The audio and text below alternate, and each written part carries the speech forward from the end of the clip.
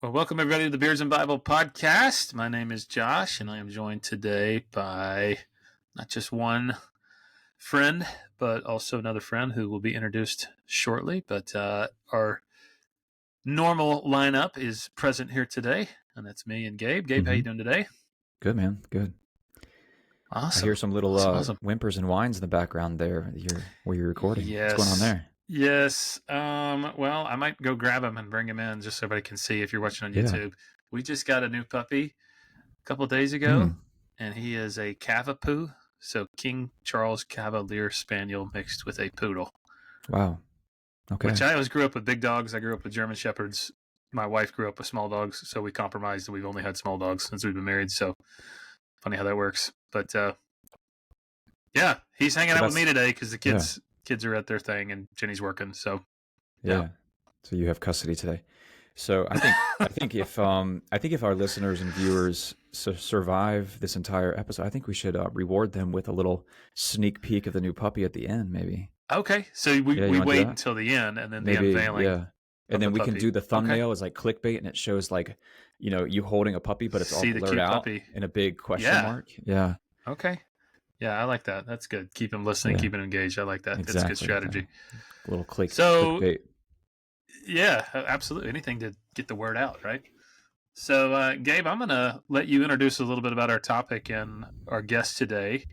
So why don't you tell us a little about what we're covering today and who our guest today is going to be? Yeah, so every once in a while we do this little series, kind of like a little informal debate where we have some opposing viewpoints that are, come up every now and then. We've done them in the past, and we're doing this one, we call them In the Ring, where we have opposing viewpoints, but we have them on in different episodes and kind of let them share their viewpoints. We kind of ask some questions and poke and prod and plays devil's advocate with each of our I guess participants here, guests here. But the topic of this In the Ring is going to be the King James Only debate. After we did that episode on the King James Only belief or doctrine, I think it was a couple months back, I've been getting a lot of good questions, a lot of good feedback from it. And so it started a really good discussion. So I'm part of some of these Facebook groups where it's like, nerdy Bible people that are like discussing different texts and manuscripts and languages and all this stuff. And I just decided to post on there like, hey, would anyone be willing to come on the Beards and Bible podcast and do an In the Ring debate? We're looking for some people that would be willing to discuss these opposing viewpoints. One of them being that the King James Version, or some of its derivatives, some of its, let's say, like translational children, we could call them, are the only authorized, like Christians should only be using those translations of the Bible.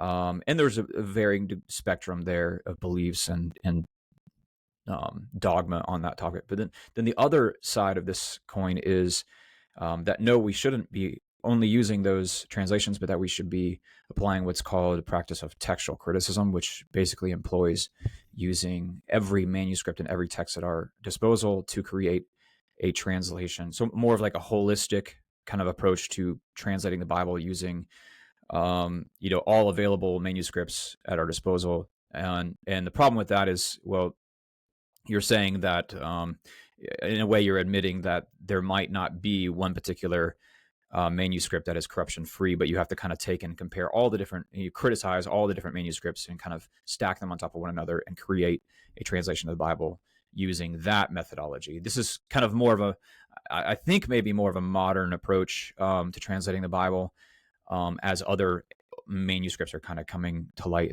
and being discovered, namely like the Dead Sea Scrolls and stuff. So this first round of In the Ring, we have Seth Knorr, who is a new friend to me. He found me in one of these Facebook groups. He found that I was publicizing this series that we were doing, and he took me up on the offer, and he wrote me an email and said, I'd like to come on and talk about why the King James Only doctrine is untenable, why it's ultimately not a doctrine that should be adhered to by Christians and disciples of Christ. So Seth, you want to tell us a little bit about yourself and how you got into this topic? Sure. Can you hear me okay? Yeah, hear you great. Okay, Loud good. and clear. Perfect. Yes, sir. Yeah, so I actually got one of the books for Christmas, like the earliest manuscripts of the Bible, and kind of reading through it, I noticed a variant, and that kind of piqued my interest. And needless to say, through that, I've studied thousands of manuscripts. I've done a lot of transcriptions on different passages. It was just kind of very interesting how, passages change over time. So you can look at it where it was maybe in the 3rd century, where it goes to the 4th century, and so on. And then you can kind of see the scribal habits. And that kind of then backs up what the other scholarship has said about, how we get the Bible. And kind of going to your point on textual criticism, that's basically what critics will do is they'll look at all of the available evidence and say, okay, well, how did that reading come about? Was it an error? What are the predecessors say? And they will look at, like the earliest manuscripts and say, okay, maybe that's weighted higher, but not necessarily, because you also have earlier manuscripts that may not be as good. And then basically just do an analysis. And textual criticism has changed quite a bit recently in how they're doing it, and they're basically changed the methodology, but the whole thing is, what is the original is what they try to determine. Yeah. Why is this an important topic to you, Seth? Like, why do you feel passionate about this topic? And is it something that we should be familiar with as believers, as Christians? Should we know what textual criticism is? Should we know some of the underlying tenets of the King James only doctrine? If so, why? Sure. I, for me, one of the issues I always have is it's like conspiracy theories. Like, how do you know something's true? The only way to really know is to do the work and actually study it. And I like to kind of see for myself, okay, well, is what somebody's claiming, is that really true? Like, I hear that a lot. That's one claim I'll hear with the KJV proponents is they'll say, like, for instance, in Latin, there was a manuscript that was 200 years before the, like Codex Sinaiticus, for instance. And I'm like, okay, well, which one? I've not gotten the answer yet. Maybe one day, because that would mean that, that's going back into like the early 2nd century. And we don't have any Latin manuscripts from the 2nd century that I'm aware of that they've ever discovered. Most of the manuscripts start in like the 6th century for most of the books of the Bible. So there's a lot of claims out there. I think that is one thing that's dangerous for the KJV only camp, is there's a lot of claims that are generally not backed up. And so, yeah, maybe you do have to do more research yourself to kind of find out, what really is true. I think that's kind of the root of this discussion, and why I feel it's so important, is that ultimately we're making truth claims, right? One of us is saying that the King James Version is the only translation in the English language that Christians should use. It is the only fully reliable translation of the Bible. The other truth claim is that, well, no, it's not, because there's textual evidence that contradicts that claim. And ultimately, both cannot be true. And I think it's important that, while not salvific, or while not really having a huge bearing on how we walk out our faith, because I think both can be kind of harmonized in terms of practical theology, but in terms of like being able to defend these truth claims, I think it's something that we have to grapple with, because opponents of the biblical faith, opponents of our faith, will say, well, if you're going to defend that hill, whatever side you're on, show me the proof. Basically, the proof is in the pudding, so to speak. And we have to be able to do that. And I think that's why I wanted to have both sides on, and kind of not only draw out your argumentation as to why King James Version only doctrine is untenable in your view, but also be able to maybe play devil's advocate a little bit and push back on some things that maybe just to keep it fair, because honestly, that's what I'm going to be doing with the other opponent as well. So here is how the King James Version only camp would present this, and I'm going to present it to you. And again, this is a somewhat of a generality, and there's spectrums here, I think, and I'm aware of these spectrums. So if you're a King James only adherent listening to this, don't worry, I'm aware of that. But one end of the spectrum says that from Sinai all the way to the year 1611, when King James authorized a translation of the Bible into English, that there has been this unbroken, uncorrupted chain of textual transmission that is error-free. There is no scribal errors or scribal corruptions or bias or anything like that, and that God has perfectly preserved that textual transmission all the way up until 1611. And then that what adherents to this doctrine will say is that that torch of preservation was then passed to the King James Version translation team, and they, under divine inspiration, picked the perfect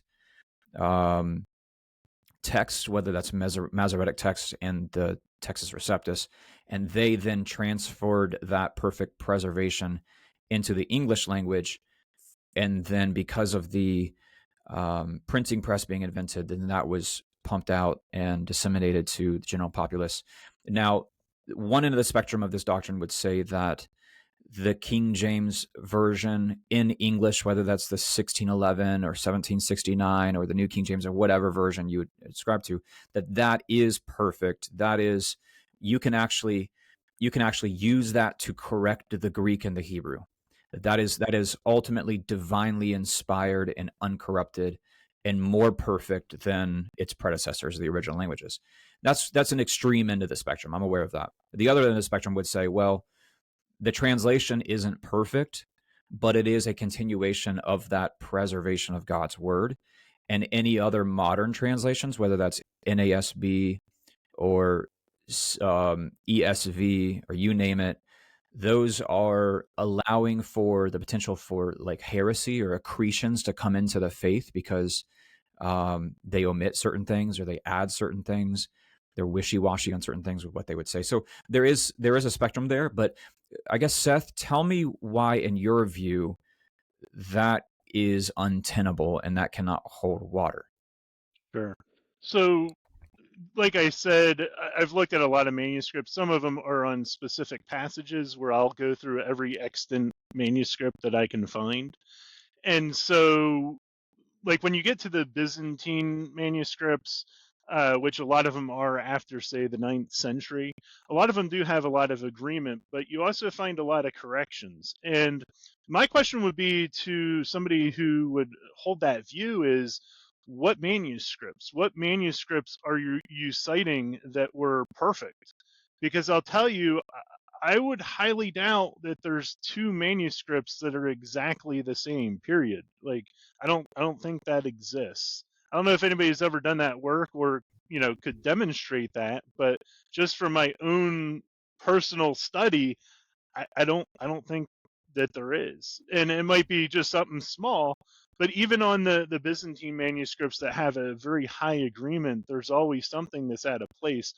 And one thing I want to say too, just to preempt that, even though there is a lot of variance, a lot of them are not consequential. Because, for instance, originally there were no spaces between words, there was no punctuation. So people will count that as a variant, which it really, shouldn't be, but we'll leave that aside. But I say that to say, like Mark Ward's done a lot of research on this, and he actually created a parallel Bible that you can search. And one thing you'll note is, like he says, okay, if we went with the TR versus the critical text, what would the KJV say? And probably like 99% of the time, maybe 95% of the time, it says the same thing. A lot of it is just translation differences because they use archaic words and what's called false friends, words that have changed meaning over time. So I say that to say there is nothing out there that's perfect, and you can tell. I mean, just the Kama Johanian, for instance, a classic example of something that was definitely not original. And for those that don't know, that's 1 John 5:7-8, and that does deal with the Trinity. So, for instance, in the NASB, it would say, "For there are three that testify: the Spirit and the water and the blood, and the three are in agreement." But the KJV has, "And there are three that bear record in heaven: the Father, the Word, the Holy Ghost, and these three are one. And there are three that bear witness in earth: the Spirit and the water and the blood, and these three are in agreement as one." So that's like, for a lot of people, when they see that, well, that proves the Trinity. That should be in our Bibles, but there's just so like little evidence. So with the two camps, you have majority text scholars who believe, like in the Byzantine tradition, that you should go by that, and then you have critical text who say, no, we should kind of look at all of the manuscripts and kind of figure out. But between those two camps, all of them universally agree that the comma is not authentic because Okay. there's just no evidence for it. Like So let me even the earliest Latin doesn't have it. 6th century, 8th century, it's missing. So let me pause you here and just make sure our listeners are Bible nerds, but they might not be this Sure. nerdy in terms of understanding what you're referencing here in 1 John 5:7-8. I think it's really important we break this down because this is one of those verses in the New Testament that we read and then we, like the ending of Mark, for instance, and we come across and there's a footnote that at the bottom will say like some manuscripts include this, some manuscripts don't include this. So back up and talk me through kind of in more layman's terms on 1 John 5:7-8. But let's do Right. this. Before you do that, talk to me about the Textus Receptus. Kind of give me your like layman's definition of what that is, and then talk to me about the critical text and define that for me if you don't mind. Sure. Yeah, so the Textus Receptus was created in the 16th century. You have multiple Textus Receptuses, and that's the other thing I would ask somebody who's KJV only when they say, okay, the TR, which is the Textus Receptus, is perfect. Which one? Because you have Stephanus, and then you have Erasmus, and those do not agree. And even Erasmus's editions do not agree.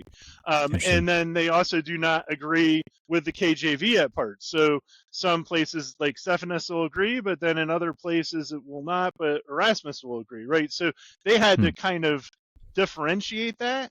And so, and then to your other question, what is the critical text? Basically, critical text is they take every manuscript, mainly, the ones that are earlier, probably before, say, like the 6th century.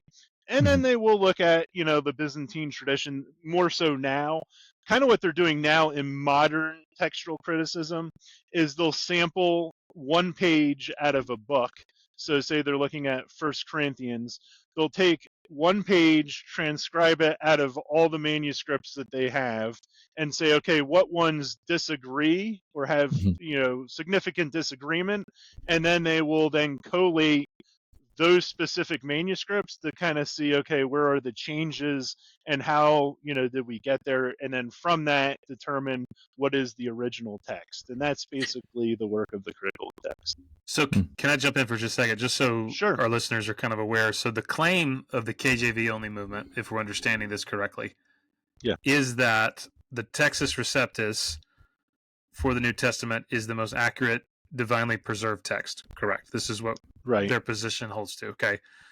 So what you're saying is that the modern translations that use this larger manuscript base, which we could say that's the textual criticism model, right, for translation, that includes older and more diverse sources for that translation, right? Correct. Yeah.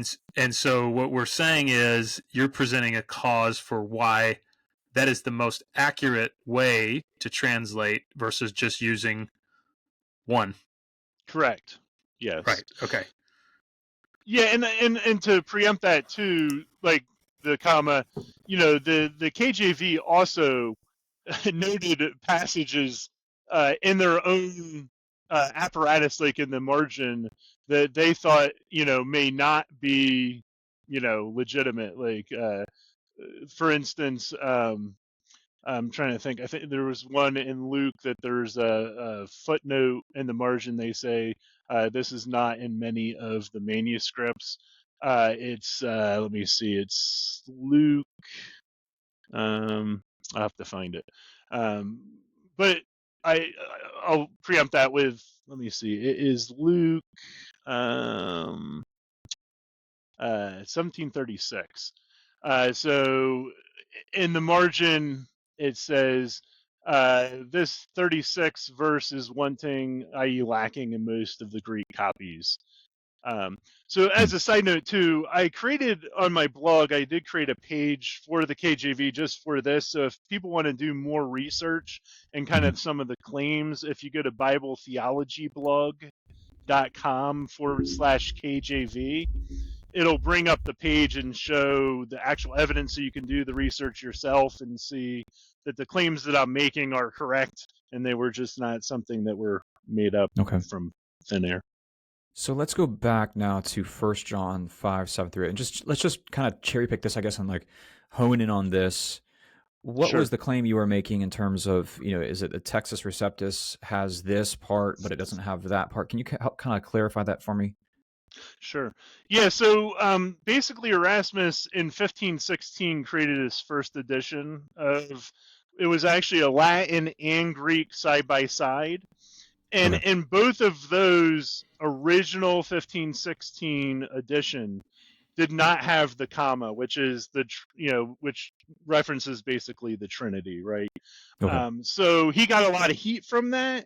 And so what do you know, he revised it, and then in 1522 came out with a third edition that had the comma, and then in his fourth edition, it actually has three, which is the Latin Vulgate Latin edition, his edition, which he calls the Erasmus edition, and then the Greek text, which now does have the comma. However, if you look at the Latin Vulgate text, it does not have the comma. So he obviously is still saying, like, look, this is not legitimate, but they want me to put it in here, so they did. And that's what the King James translators base their translation off of. Correct. Is that correct? Okay.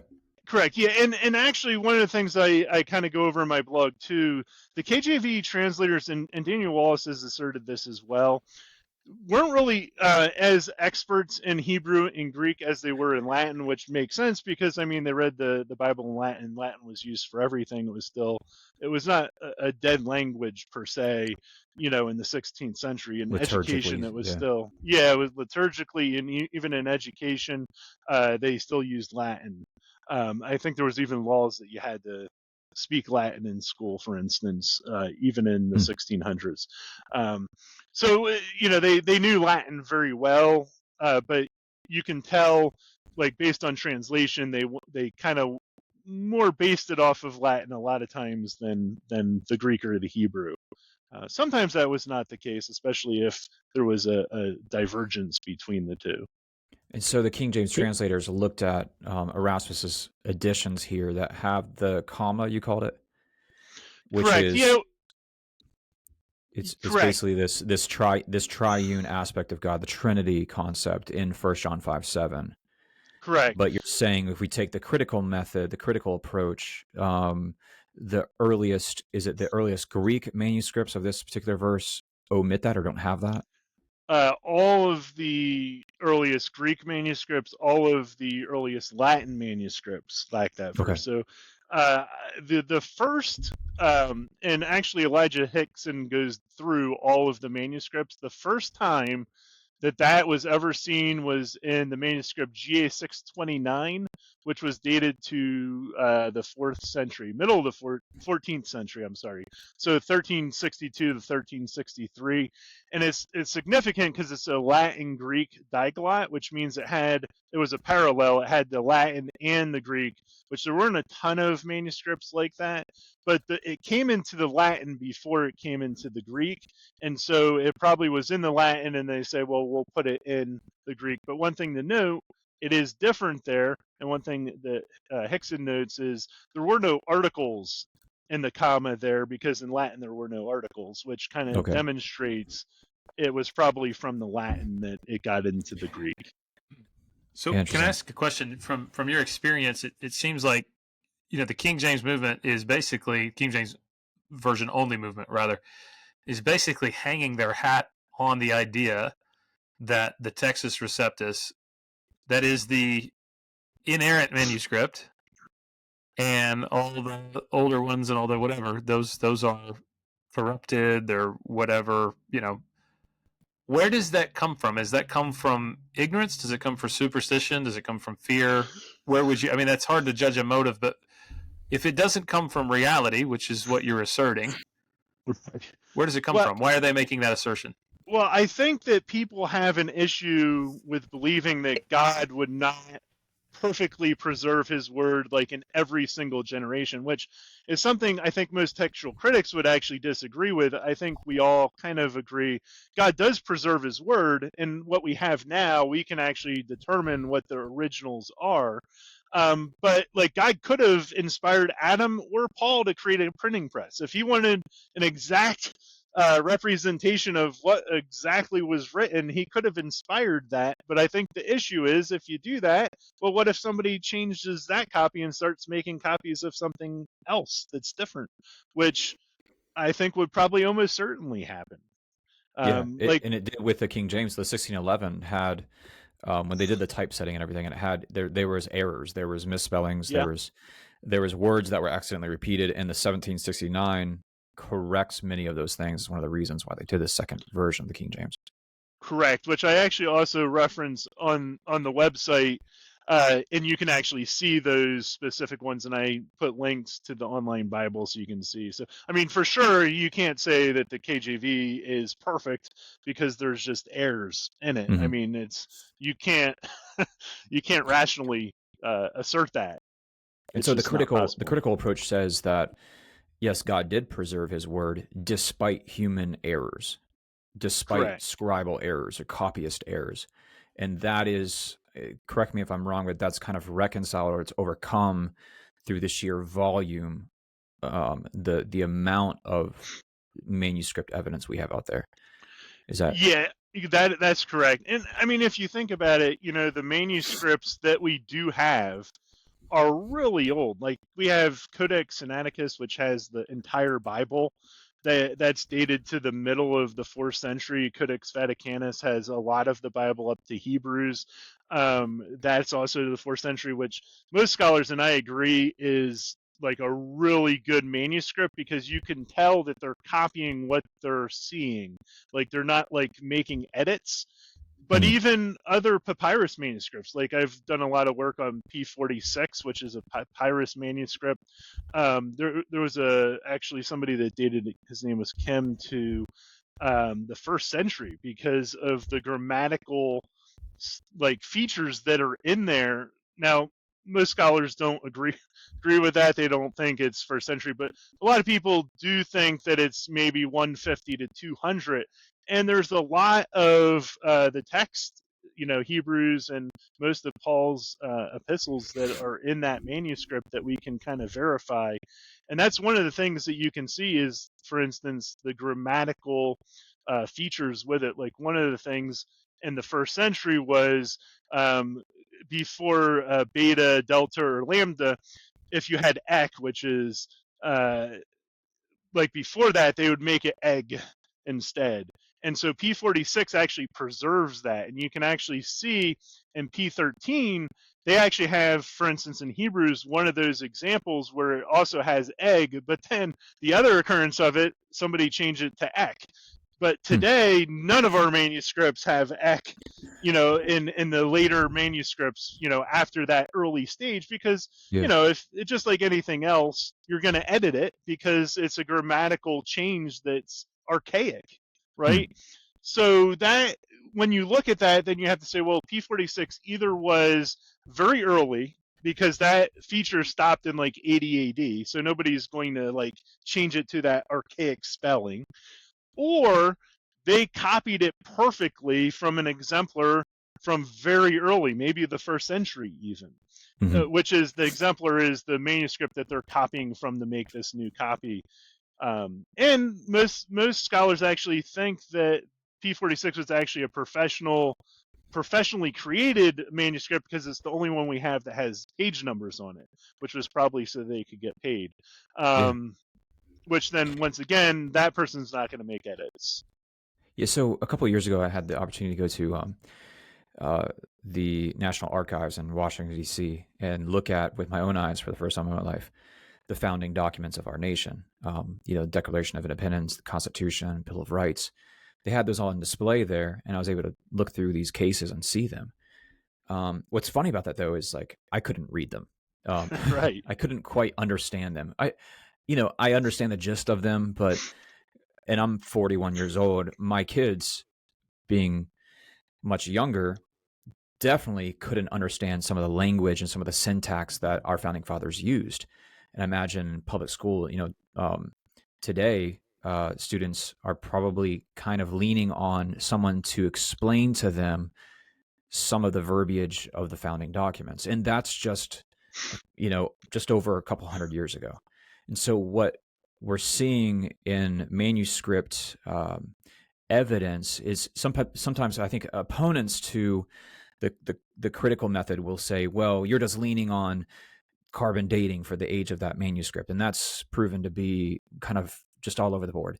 Well, no, not necessarily. There's a lot of different witnesses to being able to date a manuscript, and one of them is how that document was copied and the style of Greek in which it was written, because Greek did change over time as the Greek era began in like the 4th century BC all the way up until as it's fading out of common usage, and you see the evolution of how the Greek language is used. And so you can use that to kind of date some manuscripts, like you're saying there. So let's go back now, and this kind of ties into what Josh's question was, is why would someone hold this view? But if you look at, let me read 1 John 5, 7, and 8 real quick. First from the King James Version. For there are 3 that bear record in heaven, the Father, the Word, and the Holy Ghost, and these 3 are one.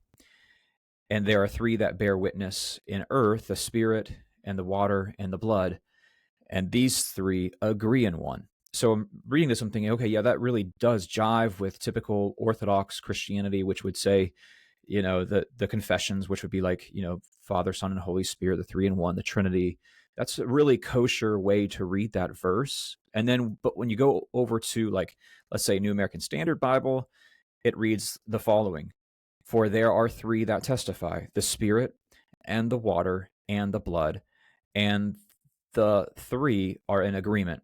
So you can see here, as we get into the New American Standard, which is, I guess, employing more of a critical approach to this verse, and pulling in other manuscript witnesses other than just the Textus Receptus, you can see how someone who is like staunchly in defense of the Trinity would say, aha, no, wait a second, I see what you're doing there. You're trying to diminish John's attestation for early belief of the Christians in the doctrine of the Trinity.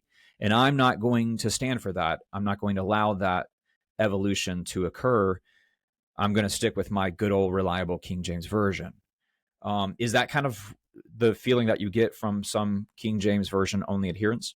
Yeah, it's one thing I find interesting is it seems like with the KJV, like when you get to Revelations 22:18, the only thing they have an issue with is you shall not remove anything from the text.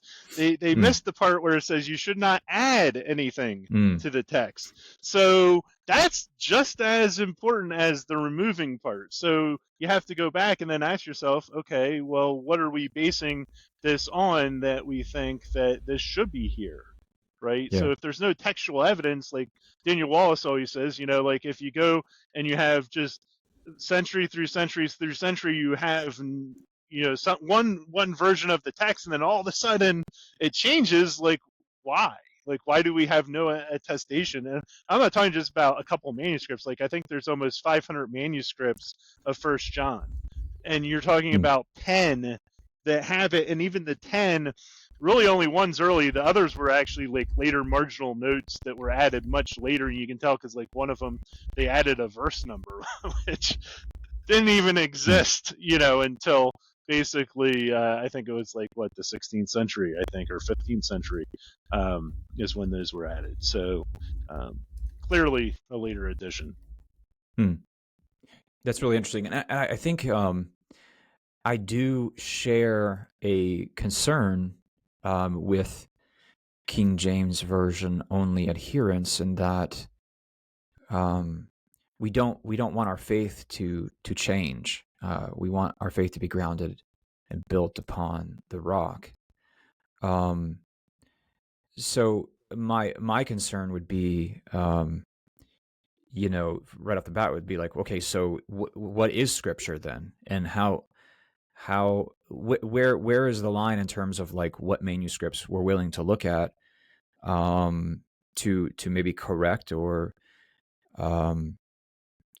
to draw from in terms of making a translation, and how corrupt will we allow them to be, quote unquote, before we say nope, we can't draw from that one. And I don't know if you have anything to say towards that, other than just can you pacify my fears that if like tomorrow we make this big archaeological discovery and it has some really really old manuscripts in it, but it just so happens it's coming from like a former Mormon town, like where's the line there in terms of like what we will or what we won't allow into the critical method? Sure. Well, what I would say is if you, and I've done this a bunch of times, and that's why I mentioned the parallel Bible. If you really look at the critical text versus even the TR, you'll find there's very little that is different there. And really, when it comes to it, it almost, I would say none of it ever affects salvation. Like passages, that's one thing Daniel Wallace will say. There is a couple of verses where they just weren't in the original manuscripts, in the early manuscripts, and there's just a lot. Now, there's also some that are kind of more debated, and that's where you get kind of like Byzantine priority or the majority text, like for instance, the ending of Mark.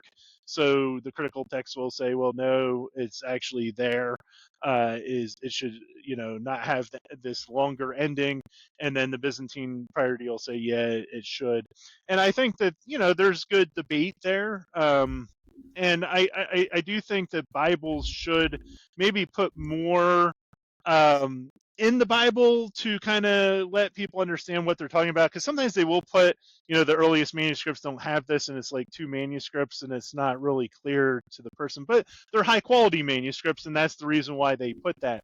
But allow people to maybe make more of an educated decision. But like I said, it's not a ton of places. We're not talking about this huge amount of issues throughout the whole Bible. It's these small little segments, and a lot of them have a lot of attestation that we can know for sure that this is what it said. Can I ask a question about why is it that there is such an opposition to changing the these and thous? Right. Yeah, that's a good question. I don't understand that one, because if it's we need to be translating this from this Textus Receptus, okay, I can see that. But then the one translation we got from the Textus Receptus, it's frozen in Elizabethan English, and therefore we can't change it. Even though I'm preaching a sermon using modern English, my source text has to be from Elizabethan English in order for it to be inspired. So can you speak to that in any way, shape, or form?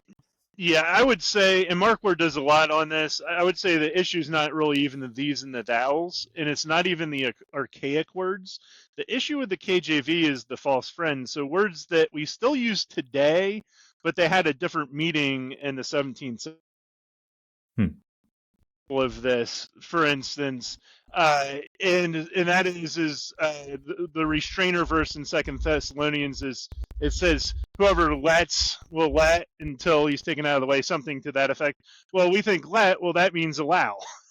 Didn't mean allow in the 17th century, it meant prevent. That's a huge difference. That's changing things. Like nice is one I like to use. I don't know if nice is used in the KJV, but like nice, it used to mean like silly or stupid. It did not mean that you're nice. Right.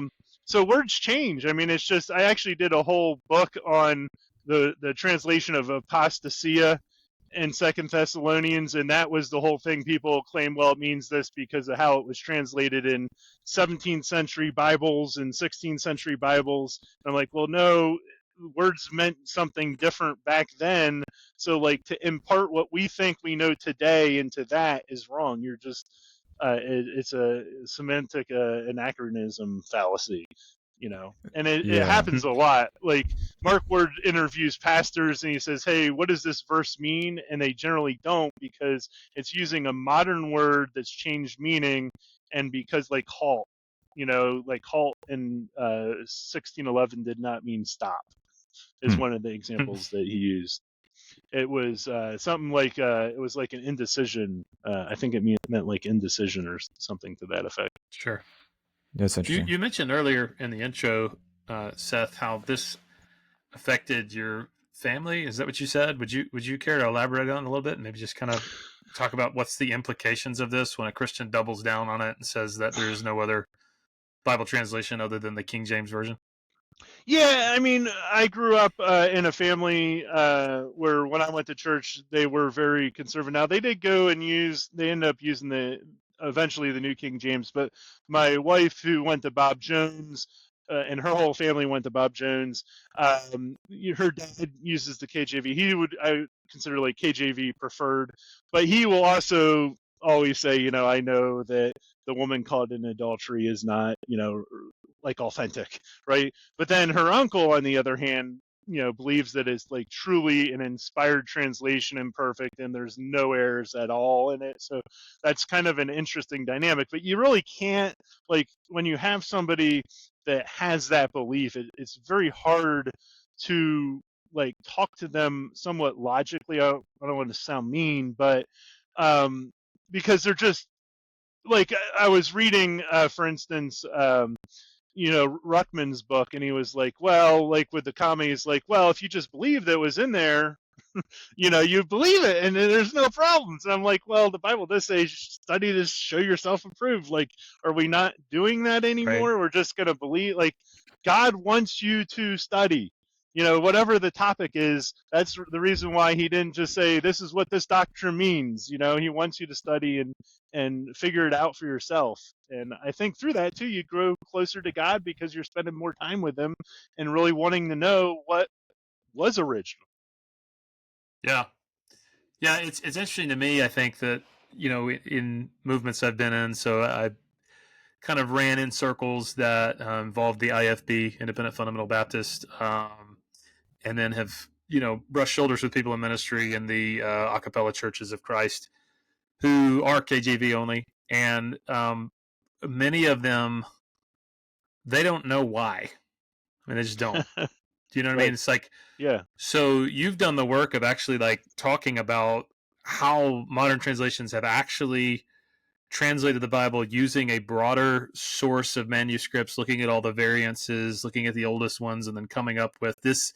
This is the responsible, reasonable translation based on multiple sources, instead of just that one Textus Receptus by, that's where King James came from. It's been my experience just from talking with folks like that. It has more to do with when the IFB and when other fundamentalist movements really kind of were formed in the 1940s, 50s, even before that, the 1930s, the world was changing really rapidly culturally. And so for them, kind of the last great holdout of the world may change, but this is never changing, is their Bible translation. Right.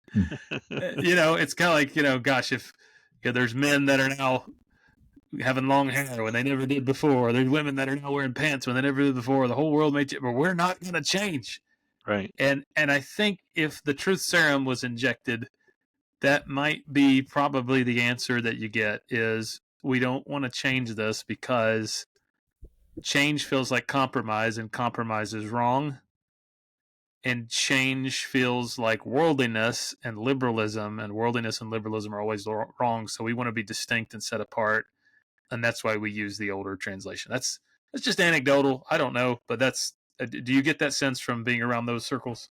Yeah, I do. I think there is a split. I think some of it is that I have also heard other people say, they were talking like, hey, this is why we should use the KJV, kind of in private conversations, like, especially I've heard, like Pentecostals, for instance, sometimes say, oh, use that because of different verses in the Bible and how it's translated, and they kind of prefer that, and so they say, okay, we'll use that. But I think I think the other thing too that we should point out is, would the KJV only the KJV translators, would they be KJV only today? Like, would they think, hey, we should, go to something that's more modern?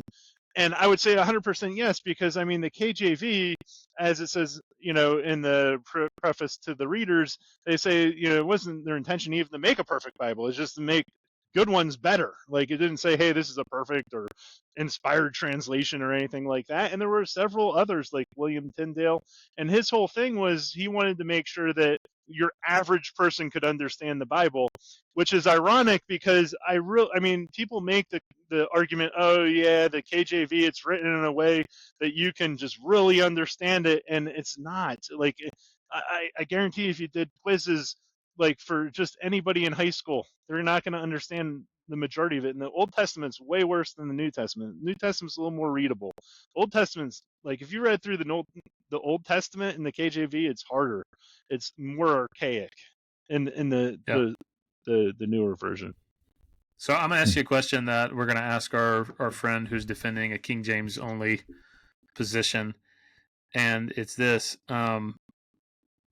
And I'd like for you to think about how you think a King James Version only person would answer it, and then we'll ask the King James Version person only. Okay. So it's this. What would you say to a Christian who doesn't speak English? How would they read the perfect Bible? Well, somebody that didn't speak English, I'm answering this as a KJV only proponent.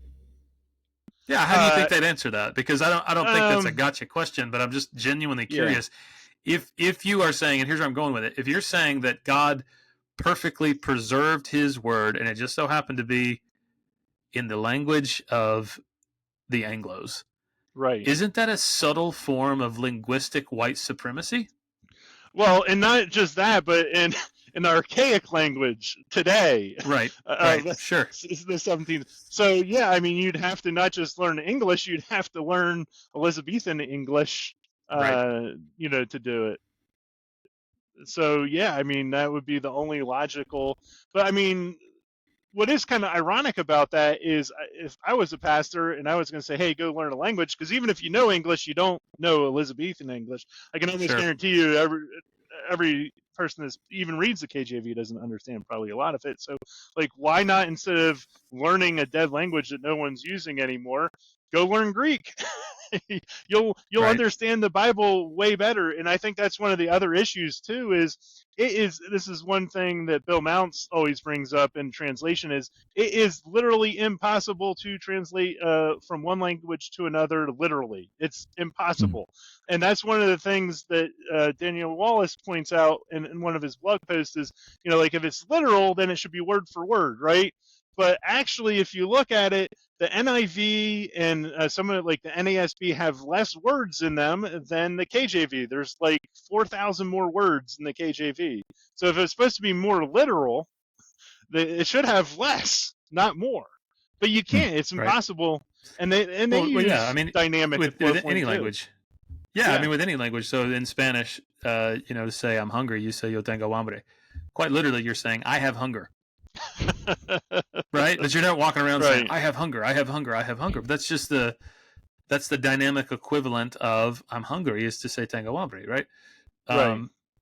So it is kind of misinformed linguistically to think that somehow one translation is going to be quite literally word for word every single thing. I mean, that's just, again, not how language works. Language evolves. There's dynamic equivalents, all those kinds of things. So, yes, I mean, so I don't want to ask you if you think that's a gotcha question, but I mean, I just don't. That's the one aspect of this is I've grown a little bit and learned more and done global missions work and ministry work. I think somebody in another continent that speaks another language would probably, their eyes would get big as quarters and they drop their jaw if you told them, hey, the inspired version of the Bible happens to be the English King James Version. They would be like, okay, so I'm reading I'm reading an inferior version of the Bible. Is that what you're saying? And I guess that's my pushback to somebody who would say that. Are you saying that every other language besides English is somehow inferior spiritually? I mean, how can you make that claim? Where is that in Scripture? Well, I think I could speak for some that would probably say that, that's probably an extreme end of the spectrum that would say they have to learn Elizabethan English. I think probably more moderate and more centrist view, people are holding the King James only view would say they don't have to learn that. It's just as long as their translation into Hungarian or Swahili, as long as it's based off of the same text that the King James version was translated off of, then it's okay. Okay. Yeah. Yeah, well, Yeah. and the thing is you're going two iterations, right? So, like, say you do another translation in another language based off of the English KJV, right? Now you're actually going even further away from the original. But one Right. of the things I was going to mention, so like if you take Matthew 5:28, like that's a classic example of it's literally impossible to literally translate to every. It says, I say to you, everyone who looks on at a woman with lustful intent has already committed adultery with her in his heart.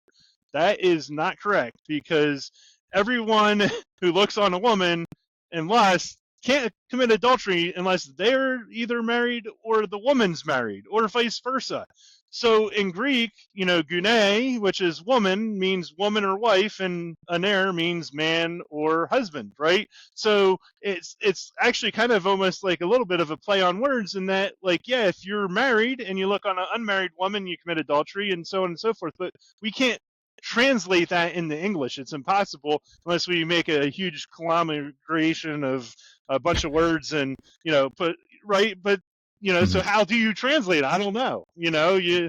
It's impossible to get that sense. Translating the Bible is extremely difficult. Very Let me difficult. ask you one question, Seth, and then we've got about, I don't know, 8 minutes left of the show here. So let me ask you one question, and this is going to be, I'm going to put you on the spot here, and this is kind of playing devil's advocate. But when I look at Colossians 1:14, in the NIV it says, "In Him whom we have redemption, the forgiveness of sins." ESV, "In Him whom we have redemption, the forgiveness of sins." NASB, "In Him whom we have redemption, the forgiveness of sins." But when I look at the King James Version, it says, "In Him whom we have redemption through His blood, even the forgiveness of sins." Explain to me why we shouldn't default to the King James Version of that verse there. That just seems like it really focuses on the shedding of blood for the remittance of sins, and that is, one of the major tenets of my faith. Why should I trust these other newer translations that omit the word "His blood" in there? Sure. Yeah, I mean, it's a good question. I think it just, like I said, once again goes back to it really does not change. I mean, you add the blood, but if you look at the manuscript evidence and just scribal corrections, they always added to and they never deleted. So if Mm, if they saw it somewhere else, like for instance in a commentary, they go, oh well, let's add that in, which would be logical. Like if you're writing a commentary, you're probably going to add, the blood, right? Because that is ultimately what the redemption, comes through. So I think it does just go back to having to study the manuscripts, and I understand theologically why you'd want the blood in there, but that also is the same reason why a scribe, if they saw it in a commentary, would be likely to add it to their manuscript, which actually, if you study it, especially Origen, I think that happened a lot with his commentary. I think a lot of mm, times people added what they read in Origen's commentary, but he did not, he loosely quoted scripture a lot, and that was mm. kind of problematic. Um, but that's what I would say is they just, it's kind of common knowledge, they generally added to. I'd have to look up all the Yeah. manuscripts that have it to kind of give you a better idea. Yeah, Which, this is one of the things. One of the verses I've heard kind of thrown around in the King James only world is like, look, it's some of these newer translations, they're diminishing the blood aspect. But before we go to the final reveal of the puppy, Josh, did you have any other questions or comments for Seth before we wrap this up? No, first of all, thank you, Seth, for being on our show, man, and sharing your insights and all this. I think it's really important for those who are interested in this topic to really know that, like you said in the beginning, and Gabe, you kind of echoed it, this idea of truth matters. And if you're going to make the assertion that somehow modern versions are influenced by liberalism or compromise or whatever, you got to come with receipts, right? and prove Right. that. And so what I hear you saying, and I'd love to kind of hear, just maybe you kind of wrap it up, is there's just no evidence of that the critical textual position is trying to be more responsible, not less responsible. Is that what I hear you saying? Correct. Yeah. I mean, you have to analyze all of the data, and they're trying to say, okay, highly respectful of God, like, because nobody wants to be wrong. Um, Based on that analysis, what do we think is most probably the original text, based on all the evidence available, not just one manuscript, Right. which would be crazy. Yeah, and I think that's, again, the burden of proof is really on the one that's making that assertion that this is the superior translation because the Textus Receptus is the superior manuscript. Mm-hmm. Okay, well, we've seen today, based on your position, reasons for why that you don't feel that way. Right. And I think that's a pretty convincing position, but I guess we shall see with our next guest if they are able to poke some holes in that and sway Gabe or I either way. What do you think, Gabe? And I would say name one manuscript, any manuscript, that perfectly preserves that, at any time in the past, the TR, depending on what Right. TR you're going off of, because they also don't agree. So where? And why not every generation? Because there's why would it only be one point in time? That's not preservation. One point in time in the 16th century, it would have to be a continuous thing. If you're saying that God perfectly preserved his word for all time, it can't just be, oops, 1700 years later now we have the Bible, but 1700 years before that we did not. And I'll ask this of our next guest too, Seth, just to be fair, but do you recommend any couple books on this topic that would maybe be good resources for people who want to look into the critical method of studying their Bible? Yeah, there are actually a couple really good books. One is the Scribes and Scriptures. I just recently read that. It was actually done by several textual critics, and it kind of goes and tries to go with a fair analysis, because sometimes people overstate the evidence. And so it basically tries to assess that and say, okay, what's the most probable reading, and what's Scribes and Scriptures. Yeah, Scribes and Scriptures. Have you read the King James Version Only Controversy by James White? I have, yes. It's actually, I'm sorry, I'm sorry, I had the wrong. It's Myths and Mistakes in the New Testament Textual Criticism. It's actually by Elijah Hickson and Peter Gurry. That's Scribes and Scriptures. That's a different book, but also no a good one. worries. Yeah. Cool. Okay. Well, Gabe, point us to your website real quick, Seth, if you don't mind. Just I don't want to. Yeah. While you're doing that, I'm going to go grab the dog. You guys talk. Do that. Yeah. Yeah, BibleTheologyBlog.com, and then if you go /KJV, and I'll put it on the homepage too, that'll have all of the evidence that I presented, as well as additional ones that I have not got to. Awesome. And I guess what got you into this topic? Why is this a passion of yours? Do you remember? For the KJV, well, I never really back away from an argument, but I just always thought it was kind of weird just because there's definitely errors in the KJV. So, for somebody to assert, well, first off, that it's inspired, because think about it, most fundamental Baptist churches don't believe, they believe in cessationism, there are no more, gifts of the Spirit and all this. So why do we believe that miraculously these KJV translators were inspired, and are they prophets? Would you allow them to preach in your pulpit on Sunday, if they're from the Church of England from the 17th century? No, because they don't. And so none of that. Nobody would allow that. So why they believe that this is, and none of them had the same doctrinal beliefs as people in a fundamental Baptist church. None of them. Yeah, they're more closer to Lutheran. If you want to do that, go to a Lutheran church, because they're probably more closer to the views of the translators. That's a really interesting thought. Yeah, I think we should wrap up every episode, or every debate at least, with puppies. Every debate needs puppies. Look, he's podcasting. What do you think, puppy, about this? If you hung in this long, King James Version Only.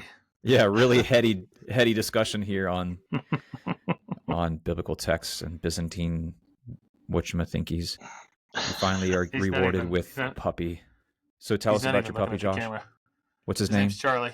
His name's Charlie, and he's a Cavapoo. He's 6 weeks old, and he's super cute, and he All right. loves to podcast. Does he have a beard? And he kind of has a beard. He's just a beard everywhere. I think if this was his voice, he'd be like, "I believe in textual criticism when it comes to translating the Bible." All